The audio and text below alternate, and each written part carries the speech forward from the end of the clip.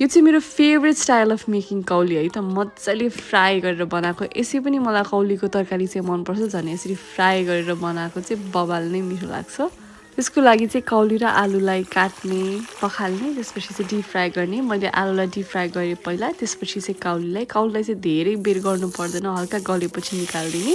त्यसपछि त्यसलाई साइड लगाइदिने अनि कराईमा थोरै तेल घटाएर त्यसमा जिरा तेजपत्ता लसुन अदुवाको पेस्ट खुर्सानी गोलभेडा हाल्ने त्यसमा स्वादअनुसार नुन बेसार जिरा धनियाँको धुलो खुर्सानी थोरै कश्मिरी रेड चिली पाउडर गरम मसला हालेर मजाले मिक्स गरेर छोपेर पकाउने अब गोलभेडा र मसला मजाले पाकिसकेपछि चाहिँ यसमा अघि फ्राई गरेको कौली र आलुलाई हाल्ने मजाले मसलासँग मिक्स गर्ने त्यसपछि चाहिँ यसमा माथिबाट थोरै धनियाँ अनि पानी हालेर यसलाई एकैछिन छोपेर पकाउने 4-5 मिनट पकाइसकेपछि चाहिँ यो रेडी हुन्छ अझै माथिबाट धनियाँले गार्निस गर्ने अनि त राइससँग खाने सो गुड तपाईहरु पनि यसरी नै बनाएर खानु है त